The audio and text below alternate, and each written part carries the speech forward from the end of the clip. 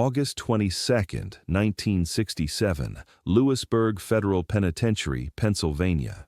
Jimmy Hoffa was cornered against the yard wall, 8 men closing in, Tony Provenzano at the front. Tony wasn't just another inmate. He was a Genovese capo, a made man who'd ordered 20 murders before breakfast felt like work, and he wanted Jimmy Hoffa dead. The guards? They'd been told to take a smoke break. The cameras? Mysteriously malfunctioning. The other inmates? Already moving to the far side of the yard. Everyone knew what was about to happen. The most powerful labor leader in American history was about to be beaten to death in a federal prison yard. Another unsolved murder. Another file closed with "inmate dispute" stamped on top. But Tony Provenzano made one critical mistake. He thought Jimmy Hoffa was just a union boss. He didn't know Jimmy Hoffa was a street fighter from Detroit who'd been breaking bones since he was 14 years old. What happened in the next 4 minutes changed the relationship between the Teamsters and the mob forever. And 8 years later, it's why Jimmy Hoffa disappeared. To understand why Tony Provenzano wanted Jimmy Hoffa dead, you have to go back 3 months. May 1967. Same prison, different weather. Jimmy Hoffa had been inside Lewisburg for 9 months, convicted on jury tampering charges after Robert Kennedy's Justice Department spent 7 years building a case. Kennedy wanted Hoffa destroyed, and he got him. 13 years, federal time. But even in prison, Jimmy Hoffa was still Jimmy Hoffa.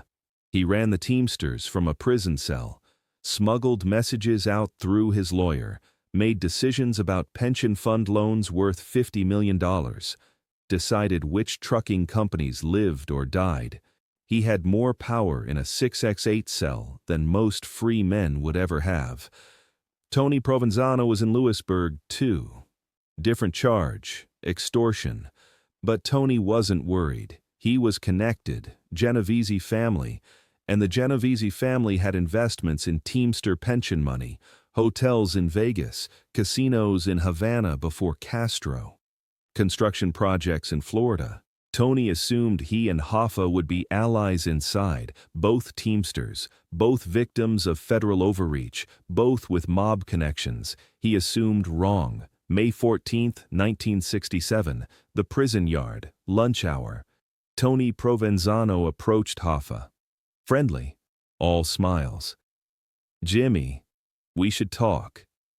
Hoffa was sitting alone on a bench reading the Wall Street Journal. He didn't look up. "I'm reading." Tony's smile tightened. "It's about the pension." "You want pension money?"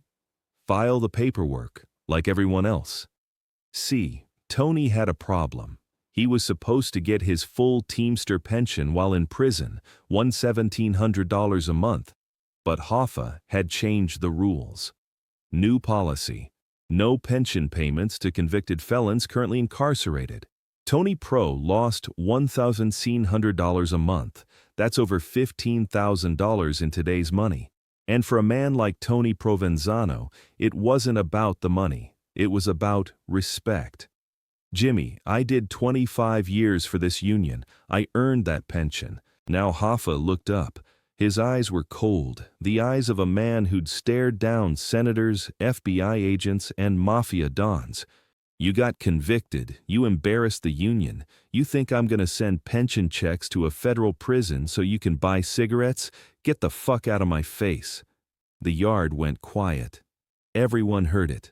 Tony Provenzano, a made man, a killer, a guy who'd strangled a man with his bare hands in a Newark restaurant, just got dismissed like a janitor asking for a raise. Tony's face went red. "You're making a mistake." "No, you made the mistake.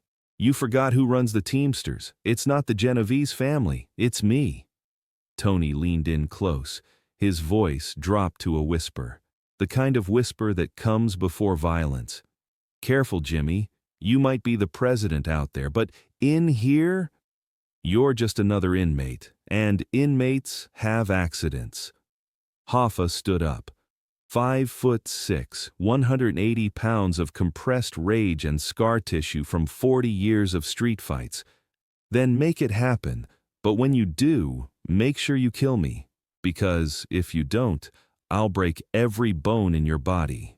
Tony Provenzano walked away, but everyone in that yard knew this wasn't over. What nobody knew was that Tony had already made the call, the hit was approved, and it was happening in 3 months. August 22, 1967, 2:17 p.m. Hoffa was in the prison yard, Tuesday. His routine, lunch, yard time, law library, consistent, predictable. That was the problem with being Jimmy Hoffa. He refused to hide, refused to show fear, even when he should. Tony Provenzano had been planning this for weeks. 8 men, all connected. 2 from the Genovese family, 3 from Philadelphia, 2 more from Detroit who owed Tony favors, and 1 guy nobody knew, a lifer from Chicago who'd kill for a carton of cigarettes. The plan was simple. Corner Hoffa against the north wall, away from the guard towers, beat him unconscious, make it look like a yard fight, claim self-defense. Prison officials would investigate, find nothing, close the file. Jimmy Hoffa would be a vegetable, brain damage, maybe dead. Either way, no longer a problem. 2:19 p.m. Hoffa noticed the movement, subtle, men positioning themselves, cutting off exits. He'd seen this before. Detroit, 1937. Strikebreakers hired by the trucking companies, 12 men with baseball bats. Hoffa put 3 in the hospital and walked away with a broken rib and a promotion. He didn't run then. He wasn't running now. Tony Provenzano stepped forward. The 7 others formed a semicircle behind him, blocking the view from the guard tower. Last chance, Jimmy. Reinstate my pension, apologize, and we forget this whole thing. Hoffa smiled. Not a friendly smile. The smile of a man who'd been in this exact situation 100 times. You brought 8 guys. That means you're scared, and you should be. Tony's jaw clenched. You got a lot of mouth for a guy about to get his teeth kicked in. Then stop talking and do it. Tony threw the first punch, telegraphed, slow. Hoffa slipped it, countered with a right hook that caught Tony on the temple. Tony stumbled, the other 7 rushed in.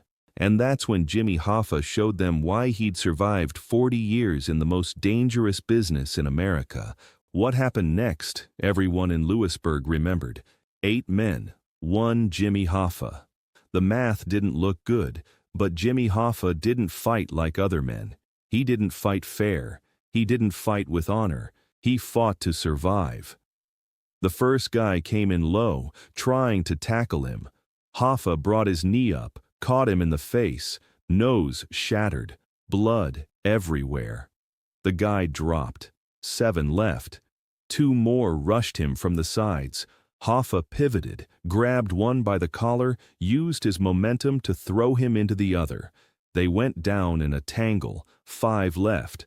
Tony Provenzano recovered, came at Hoffa again, this time with a shiv, a sharpened piece of metal wrapped in tape. Prison rules. No guns, but knives were everywhere. Hoffa saw it. Backed up against the wall. Tony smiled. Now he had him. Nowhere to go, Jimmy. Hoffa's eyes scanned the yard. The other 5 were circling. Tony was closing in. The wall was behind him. And then Hoffa did something nobody expected. He grabbed a steel cafeteria tray someone had left on the bench. Heavy, industrial, sharp edges. Tony lunged with the shiv. Hoffa swung the tray like an axe. The sound was sickening. Metal on bone. The tray caught Tony across the forearm. The shiv went flying. Tony screamed, clutched his arm. But Hoffa didn't stop. He swung again, caught Tony in the ribs, then again, across the shoulder. Tony went down, gasping. The other 5 hesitated. This wasn't how it was supposed to go. Hoffa was supposed to be curled up on the ground by now. Instead, he was standing over their boss with a weapon, breathing hard, eyes wild. Who's next? One of the Philadelphia guys, Big Angelo, 6'3", 240 pounds, stepped forward. "You got one shot with that tray, old man, then we break you." Hoffa tossed the tray aside. "Then let's go." Angelo charged, massive, powerful, the kind of guy who'd killed 3 men in bar fights. Hoffa waited until the last second, then dropped low, swept Angelo's legs. Angelo went airborne, crashed face first into the concrete, out cold, 4 left, and that's when the guards finally showed up, whistles blowing, batons out.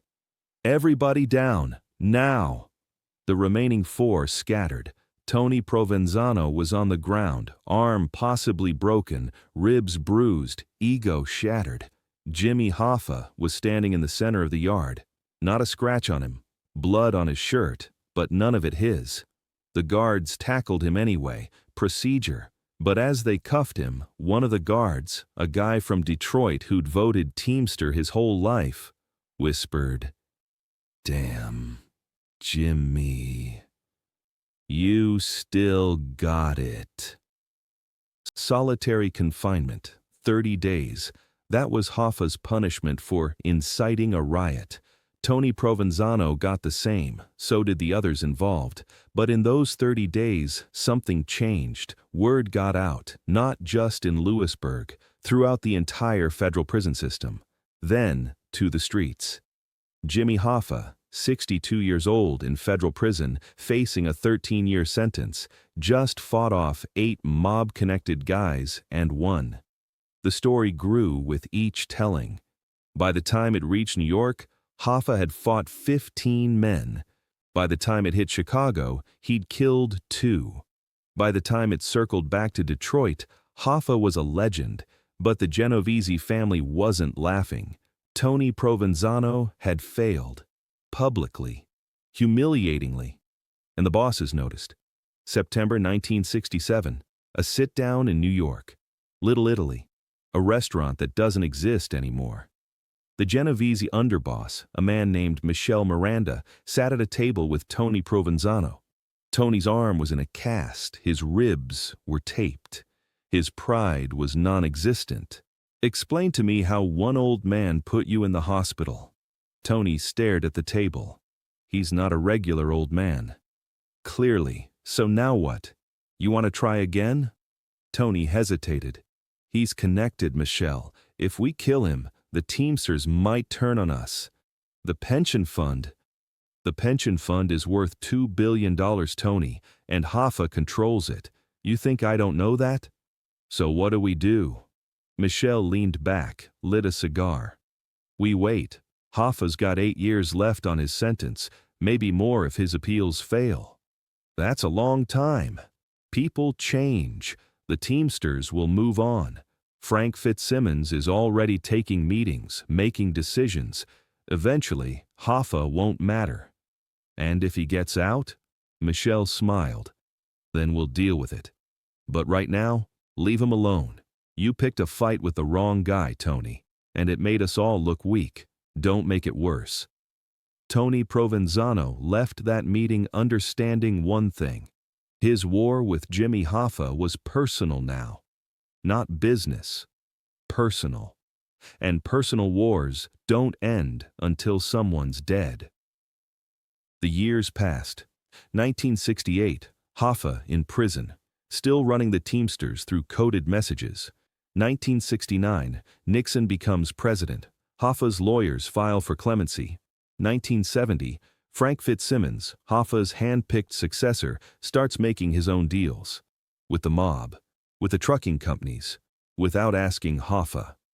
1971, Tony Provenzano is released from Lewisburg, his arm healed, his memory perfect. December 23, 1971. Richard Nixon commutes Jimmy Hoffa's sentence. Conditional release. Hoffa cannot participate in union activities until 1980. Jimmy Hoffa walked out of Lewisburg Federal Penitentiary on a cold winter morning. Free, but powerless. The Teamsters he'd built, 1.8 million members, the most powerful union in America, was no longer his. Frank Fitzsimmons was in charge now, and Fitzsimmons had made a deal with the mob. They'd support him as president. In exchange, no questions about pension fund loans. Jimmy Hoffa was supposed to fade away, retire, play with his grandkids, write a memoir.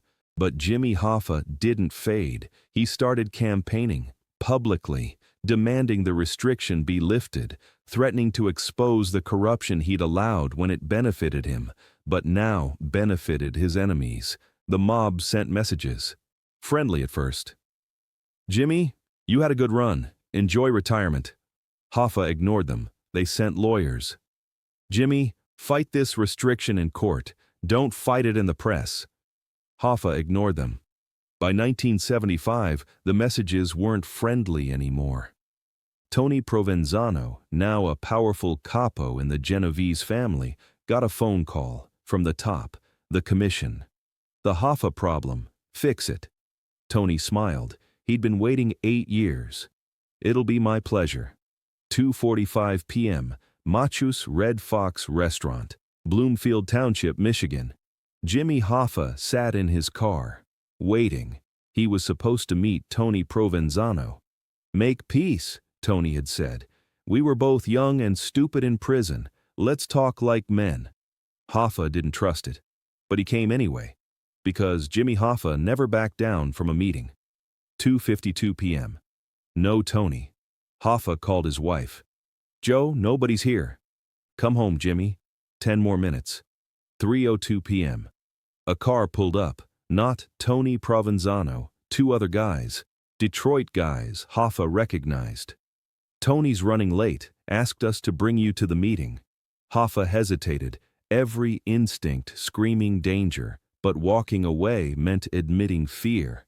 And Jimmy Hoffa had never admitted fear in his life.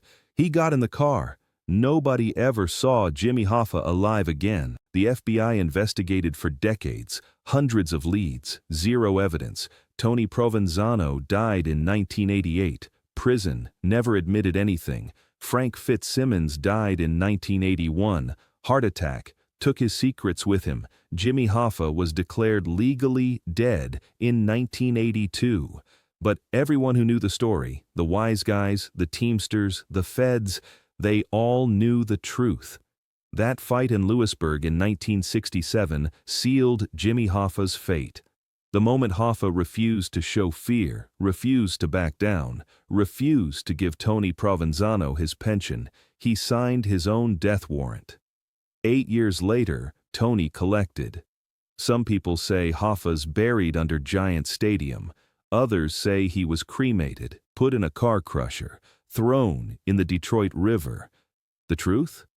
Probably something simpler. Probably a shallow grave somewhere in Michigan. Unremarkable. Forgotten. But here's what's not forgotten. August 22, 1967, a prison yard in Pennsylvania. 8 men tried to break Jimmy Hoffa. And Jimmy Hoffa, 62 years old, 5'6", with nothing but rage and 40 years of street fighting experience, beat them all. That was Jimmy Hoffa. Unbreakable, uncompromising, unwilling to bow. It made him a legend, and it got him killed. Drop a comment. Was Jimmy Hoffa's refusal to back down in that prison yard brave or stupid? Because that decision cost him everything. Hit subscribe for more untold stories about the moments that changed history. Next time, the real reason the FBI never found Hoffa's body, and the 2 men who knew exactly where it was.